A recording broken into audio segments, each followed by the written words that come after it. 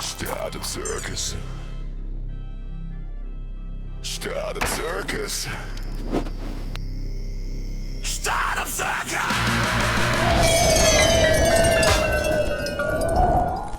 Welcome to Startup Circus, the podcast about the circus that is happening in the startup world. My name is Vasily, and I'm the founder, investor. I have been in the startup industry for the last few years, and I have learned quite a bit. I constantly meet with interesting people, founders, investors. I hear some amazing stories. A lot of the stories are not necessarily shared publicly, but that's the reason why I decided to do this podcast. This podcast, here I will be talking about my founder journey, about the people I meet, founders, investors, any other industry and ecosystem players, and I will tell you, no filters, no BS, the stories that I hear from them. Equally, I will be sharing you about the story and the journey that I'm going through my own company and the industry trends. So, if you like what you hear, please follow. If you don't like me or what I'm talking about, please move on to the next podcast. I'm not going to take it personally. Just wanted to clarify before we start that everything I will be talking about on this podcast, it's my personal opinion. It's not directly connected to companies I work for or companies I represent or any of the partners we have on the Rare Founders brand. This is purely me. This is literally just the result of my brain firing neurons, making connections, and trying to make the sense of the world and, to be honest, of the mess that we live in right now. So, on the first episode, what you will hear, I will discuss the reason why I started this podcast. Then I will talk about something that is very interesting for me that I noticed over this Christmas and holiday season. And the last but not least, we will talk about my personal predictions for the startup ecosystem for 2026. So stay with me. The world right now is bloody noisy. AI helped us in a lot of ways. I will most likely be using AI to edit all of these videos and the podcast and the content later.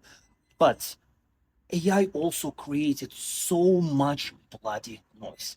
You go to LinkedIn these days, everyone is claiming to be an expert. You talk to founders and see their pitch decks, and everything is looking great. But if you dig deeper, you would understand that this pitch deck was created by AI. These posts on LinkedIn were created by AI, and a lot of these experts or so-called experts are literally full of BS.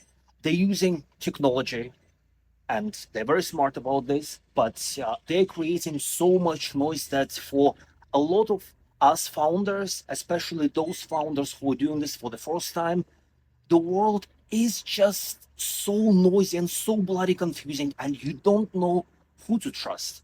And there are quite a few bad players in the industry who just pretend to be experts, but they're there just for the money, which is absolutely fine, but I personally would not want to deal with them, and I would not want the founders in our community to deal with them either.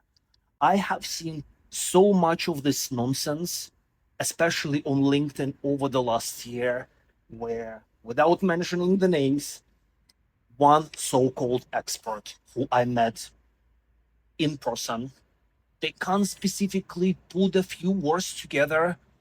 They have been quite new to the UK and the UK startup ecosystem in general. They have never launched a company, built a company, exited a company, raised for the company, but suddenly I see them being a fundraising specialist on LinkedIn.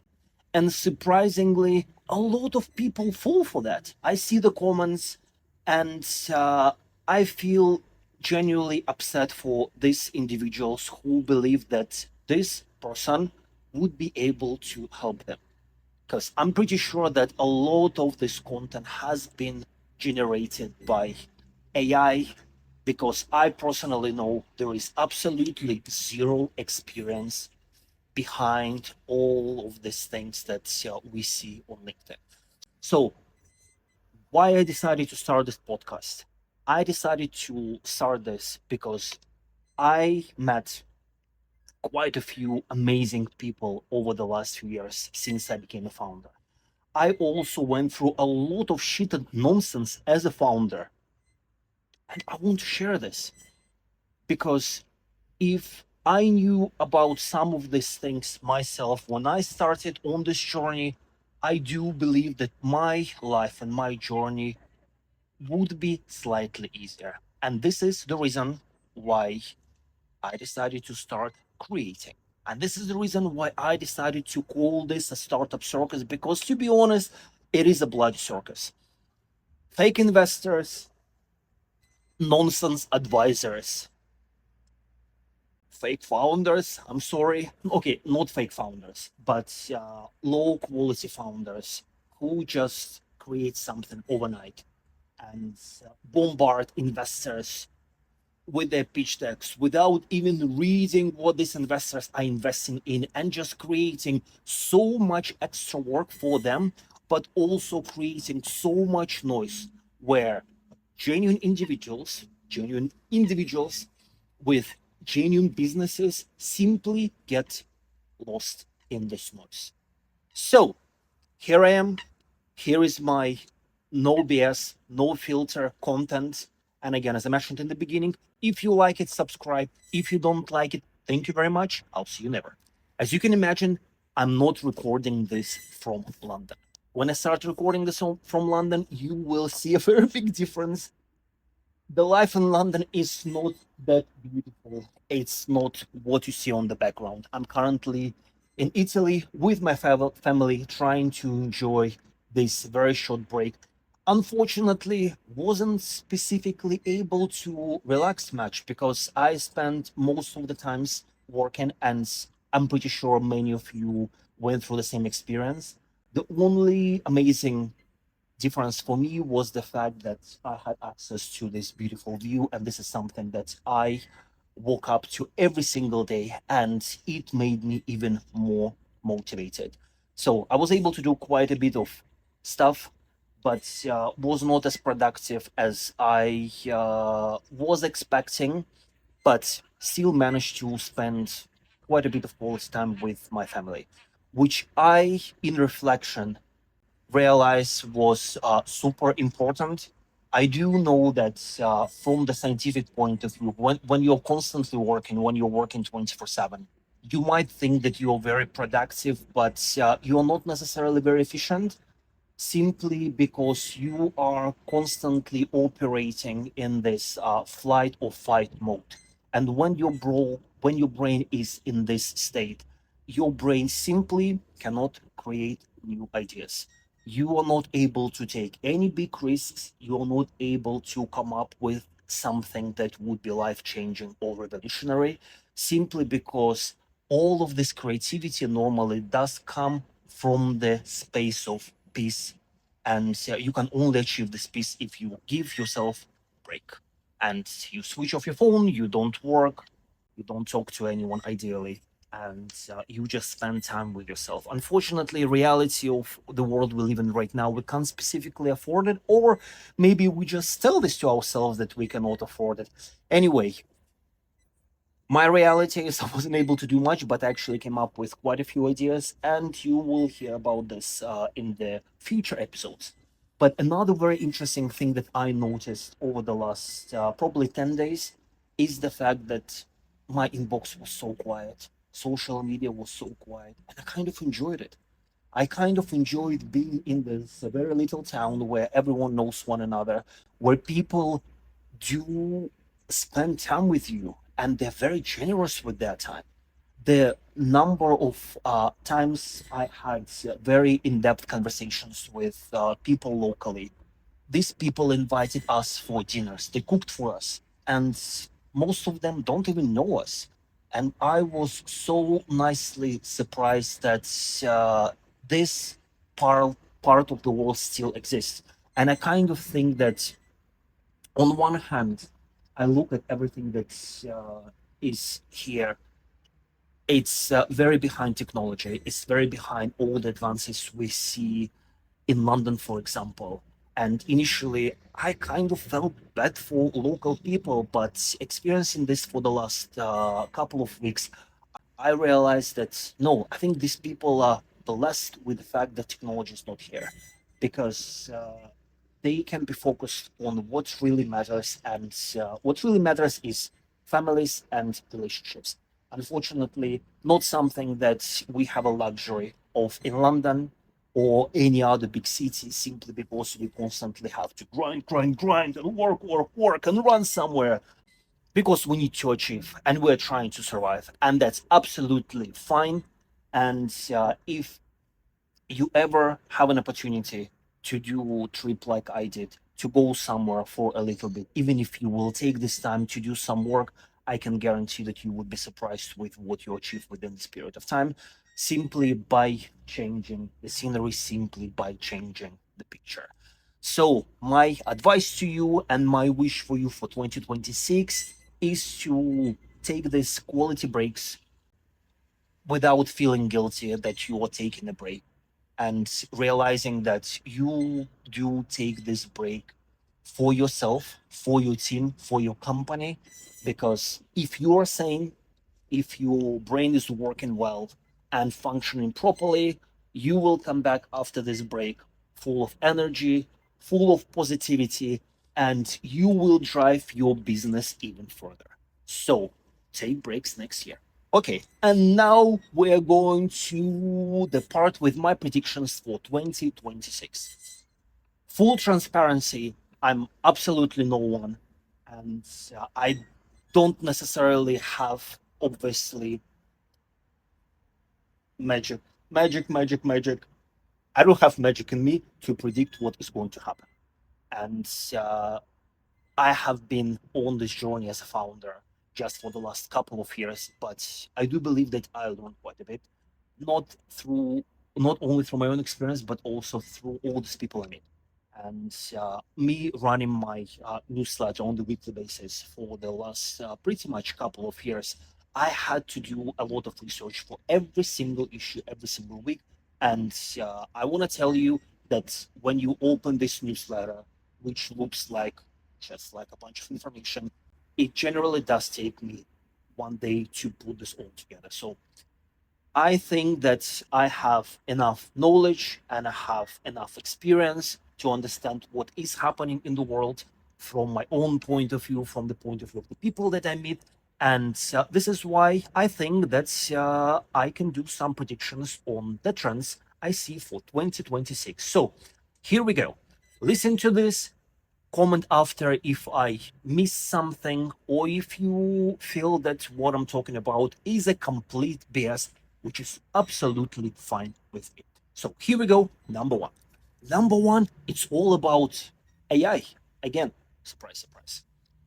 With AI being so available to everyone over the last probably 18 months, we see people abusing this. Obviously, AI comes with a lot of greatness where you can automate a lot of your processes, you can do a lot of things that you used to do manual, you can do it much quicker. But a lot of people started, and businesses as well, using this not for a good reason. Again, I already mentioned the content on LinkedIn, the content on Instagram, everything that is connected to augmented AI is creating a lot of new stuff. And I can see that a lot of people are getting confused with where reality is and where is AI. I overheard in the shop the other day a few old people were talking about some content they saw on Instagram. And someone mentioned that, oh, this probably AI. And the content they were talking about, I knew that it was real. And this is exactly where we are today. We don't know what is real, what is not real. And we see this application in, again, social media, things like LinkedIn. We see this all the news, all these deep fakes, videos, politicians, war, Russia, Ukraine, all of this stuff that is happening in media in general. A lot of this might be real or might not be real. So I'm not here to say what is real and what's not. What I'm trying to say that with a lot of this happening, being authentic and being real, this what will help you personally to stand out. I think that this is the year 2026 where people will be more gravitating towards something that is real. And we're talking about social media where you can create content like this, which is not perfect. Look at me wearing this. The sun is going down, it's getting darker, I'm freezing. The content is one thing. Another thing is you being real, you and real experiences. I believe that in 2026, everything that is connected to people meeting in real life will be super valuable, super important, and will become quite pricey. Simply because this is where the scarcity is these days. A lot of us spending time online, a lot of us talking to people through Zoom calls, WhatsApps. But what people are missing is real in life connection. And so we already know statistics about loneliness that this is one of the biggest killers of the world. And so with AI, this becomes even more of a problem. And this becomes more important. And I see a lot of in person experiences will be coming into the market in 2026. And so, yeah, watch out, please. So, the second one is all about AI. But this time, we will be talking about AI not from the point of view of what you can do with this, but how it is created and how it actually works. A lot of AI models are trained on data. And we see this all the news constantly that Anthropic being sued, OpenAI being sued for using publicly available data, books, etc., for training their models, and which is all kind of like what fine. This is sacrifices need to be made in order for these things to work and for us to be able to use it. But it feels like a lot of these AI models, and I use a few of them. I personally use Gemini and Perplexity and OpenAI. And even though all of them have their own differences and they work slightly differently, they're all kind of the same. And this creates a problem for a lot of these platforms where, in the era of AI, there is absolutely zero loyalty. You can switch to a new product tomorrow just because suddenly it released a new functionality and this functionality works better for you. The whole issue with the memory that people were thinking in the beginning that like if you're moving from OpenAI to, let's say, Gemini, OpenAI knows so much about you, ChatGPT knows all the history, and you're gonna lose this.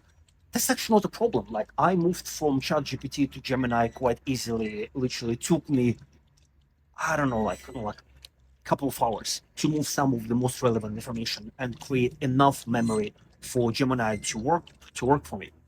But this era of AI, where a lot of these products become almost like a commodity, and you just go for the cheapest one.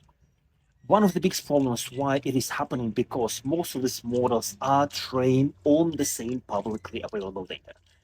And the trend I see for 2026 is for data that does not exist online or in the online world to become super valuable.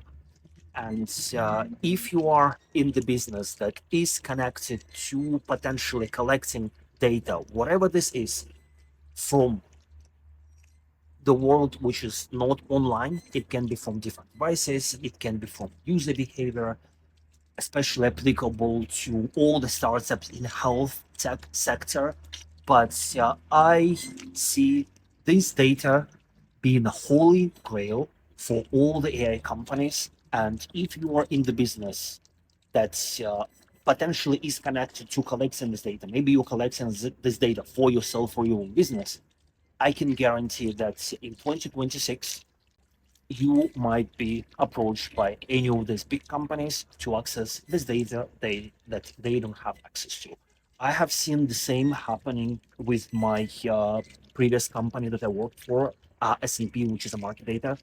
And market data, all these companies, Bloomberg, Thomson Reuters, S&P Global, Crunchbase, all of this is based on publicly available data. And now the only way for them to compete is to acquire the companies that have private data that's not available to anyone else, because this what makes them competitive on the market and makes them to keep their customers and potentially attract more customers and keep increasing the prices for their subscription. So I believe that we will see the same trend happening in 2026, but specifically applicable to companies that have their models built for AI. And now we will be talking about M&A. I think 2026 will be the year of M&A transactions. Over the last few months, we suddenly learned about this company called Vending Sports. This company just announced that they are acquiring Eventbrite, and no one actually knew about this company, I think, like in 2025. But over the last year, they acquired quite a few companies that are in distress. One of them is Eventbrite, then it was Meetup, then there were quite a few other quite well-known companies. But the point is, post-COVID, a lot of these companies, big companies who have been doing pretty well, who have been performing very well, they were not able to adjust to this new era of AI. They were not able to improve their services. They were not able to make them more user friendly. They were not able to adjust to the market. So it means that these very successful businesses suddenly not performing very well.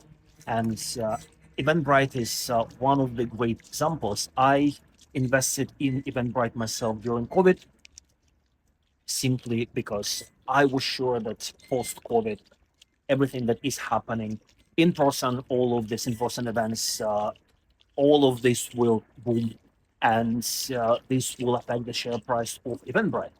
So since then, I lost about 80% of the value that I invested in Eventbrite. And it wasn't that my prediction was wrong, that in-person experiences are super important and there are a lot of events happening globally. But it was because Eventbrite simply was not able to adjust. And their platform was built, I don't know, like 10, 15 years ago, which is like very clunky, very not user friendly, even though there is like a bunch of functionality. And they started losing their customers to platforms like, for example, Luma. And Eventbrite is not the only company that is experiencing like something like this. There are a lot of companies that we know that we use, but if you look at the books, this company is actually not doing pretty well. And this is what this company like Bending Spoons noticed and started doing this model, which used to be applicable to all style businesses like accounting firms or businesses that have been passed through generations, whatever they were doing. And normally these companies would get in, bring their technology, their expertise, will improve the efficiency in the company, and the business will still be doing the same, but it would suddenly be more efficient and will start generating revenue. And this is the model that Bending Spoons is using, but more for modern companies. Again, all these businesses that we use on a daily basis. And I see a lot of this happening in 2026. I personally know quite a few businesses who, again, struggled. They have amazing businesses, but for them, it was so difficult to adjust to this new era that we live in right now. And so they're looking for a buyer. And considering that there was not much M&A happening last year, this year, I feel that a lot of this will be happening in 2026. So let's wait and see. If you are in this line of business and you feel that this is a trend you are seeing, please do let me know. The next one I call pandemic of startups. This is a trend I already noticed in 2025, where I would talk to founders and they would tell me that it took them a few minutes to generate a pitch deck. And to be completely honest, I did the same. The difference is that a lot of the founders I spoke to, they don't necessarily have real business, don't necessarily have a real idea, and they were able to generate something that would look promising, would look trustable, and it took them just a few minutes. And a lot of investors started noticing this as well and started questioning what they actually see. The barrier to entry for founders right now is so low. You can become a founder literally in a day. You wake up tomorrow, decide to quit your job and create something with the help of ChatGPT. It would be so bloody easy. Especially, so this is kind of like the bad side. The good side is with using products like Lovable, you can create actual products. You can create these products quickly. There are a lot of examples right now on the market where companies generating millions, but not necessarily employing too many people, but simply relying on AI. So with this becoming so easy, I see 2026 as the year which will see a huge spike of new companies coming into the market, which is actually quite a good thing and also a bad thing. Like the bad thing is the fact that for all of us it just creates a lot of more competition, a lot of noise. But equally, it's a very good thing because for us specifically in Europe, the more companies that are on the market testing their business, testing their ideas, it means that statistically more of them will be successful or more of them will in the future turn into unicorns. And we already have so many examples of suddenly all of these unicorns popping here and there in Europe over the last year. I think next year we will see so much of this. I think in 2025 there were 28 unicorns that came out of Europe, which is very unusual because most of the stories we only hear about the US. But I believe 2026 will change that, and a lot of things will change. So, for all the founders who are listening to this, get ready for the turbulence, get ready for the competition, but don't get frustrated because overall, it's a good thing. If we see more of this happening in Europe, it means that the trust for investors will change and the market will change. The money will start coming to the UK. So, this overall will improve our startup ecosystem. And that's exactly what we want to see happening here, not just in the US. Next one is AI commercial. There were a lot of conversations in the last 12 months about us being in AI bubble. I asked this question to quite a few investors, and the things that I've heard from them, they're just completely different from one person to another.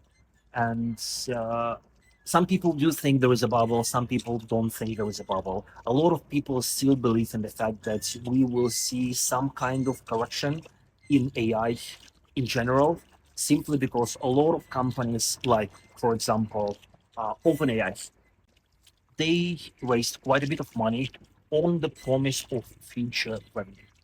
And in 2025, they were not able to prove that because the adoption with corporates is not as what they were expecting.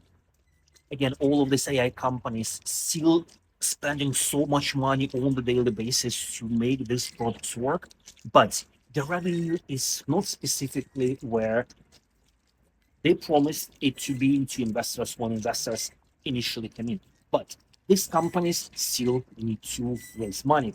Like, for example, Anthropic is talking about doing an IPO in 2026. OpenAI is talking about advertising.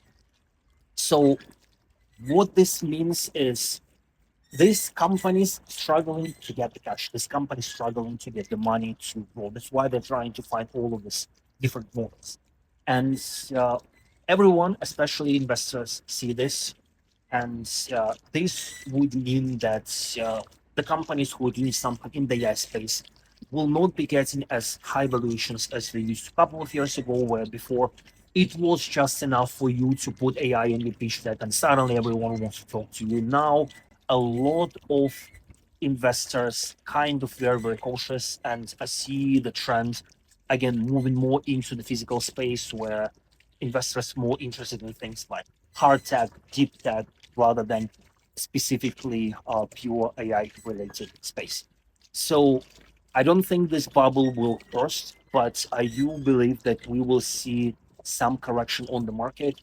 Like I personally getting ready to take some of my investments from equity because I kind of feel something is going to happen in 2026. Fingers crossed it doesn't happen, but eventually it will. Statistically, we do have this crisis happening every 8 to 10 years, and everything goes to shit. Then everything recovers, and unfortunately, it just takes a while. And if you have any investments in public markets and you have an opportunity to take this money and potentially invest somewhere else, this would be my personal advice. But again, I'm not a financial advisor. It's just my personal opinion. So feel free to ignore it because it might be absolute bullshit. But that's what I'm planning to do for myself. 2025 was a lot about defense. I don't know if you missed this in the news, but everyone was talking about this. And I think this is partially connected to the whole situation that is happening with Russia and Ukraine, where a lot of countries, specifically in Europe, very quickly realized that they're not specifically independent, not independent when it comes to defense, not independent when it comes to AI, to GPUs, and etc., etc. And I believe it was a very big wake up call for Europe in general. So in 2025, we saw a lot of announcements in relation to money that is going into that space and AI space, specifically for Europe, for UK, for Germany, for France, and for everyone who is saying that there is no money on the market, specifically in Europe, I would disagree. There is money, but the money are in specific places. So if you're building something that is applicable for these sectors, you might be a winner. But if you're not and you don't necessarily want to chase the trends, just get prepared simply because the market is not going to get easier. It's still difficult to get investments at early stages, especially when you don't have product and you have traction. And it also gets quite difficult to get investments post Series A. So again, if you are building something in defense space, well done, because this is going to be even bigger and more relevant in the next few years, especially also if you're ready to deal with the government, good luck. But for us, for everything else, we just need to set it up and keep grinding because next year it's not going to get easy. And the next one is again about AI. Bloody hell, this is like the only thing that exists these days. But this one is more connected to how AI actually works and how the pricing models work. Traditional pricing model is everything on either usage basis or per seat basis. And with AI is different because you might have one agent that is replacing 10 salespeople. And I see this trend changing, and we will most likely in 2025 we'll see pricing connected to the actual results. How this is gonna go, how this is going to work, I have no idea. But I've heard quite a few news in this space, and I think it's actually time. It's actually time for the pricing model to change and for us to try something. And the last one, everyone who have been watching news in the last probably like 18 months have seen a lot of robots literally popping out on social media, news, like the likes of Tesla. Before last year, the only robot that everyone was kind of talking about was driverless cars, and it didn't specifically take off in the US as Musk was expecting and promising, but still, things work. And UK recently made an announcement that Uber and Lyft will be bringing driverless cars to London in 2026. I already mentioned that I see a lot of attention and a lot of investor interest moving from purely AI online space to the physical space, like deep tech. I also meant robotics. We see so much of this right now, and these robots are right now reserved only for wealthy people. The other day, I was walking in London Center, and I was standing next to the shop with robot chef that was following the recipe, cooking everything, and it looked bloody amazing. I wish I had something like this at home. Unfortunately, can't afford it for now. Maybe next time, next year. But all I can say is that we see a lot of this happening. There are a lot of robotics in relation to industrial space, which not necessarily new, but everything that is consumer-based, something that we need on a daily basis, whether it's cleaners, when Elon Musk was talking about his robot that can walk the dog and do the shopping, we see a lot of this already happening in 2025, and I believe we will see a lot of this actually part of our lives on a daily basis in 2026. I don't think we will have full fully functional robots at home yet. Might some people might, especially people who can afford it. But I think a lot of this will become more common, and a lot of simpler things will become more affordable. Just to finish on this, on Instagram the other day, I was watching the videos about robots in China trained for defense. If you haven't seen this, I would really recommend you to watch for this content, look for this content, simply because it is bloody amazing. When you can see these robots moving like people, dancing, jumping, and it's kind of scary, the world we live in right now, but it's also quite cool because all of this have been made by us, by founders, people who took risks, who people who didn't see obstacles but they saw an opportunity, people who work their ass off to get to this point. And to finish this, I just want to say that you are definitely one of them if you are watching this. And regardless of how tough 2025 was, how difficult, how challenging, you are still there and you keep grinding. And I can guarantee that if you have enough patience, one day it will all pay back. And this day might happen sooner than you expect. So that's it for now. It was my first episode for my podcast, and I already forgot the name, Startup Circus. And I do hope that you will come for the next episode. I'm planning to do on the weekly basis. We'll be covering different topics, and if you like to hear what I have to say, please tune in next week. Remember, follow. If you want to help me to grow, please recommend this to someone else. Leave comments, whatever. So until next time I will be recording this not from such a beautiful place like I am in right now. I will be in London. London is safe. Startup Thank you very much. Circus. Start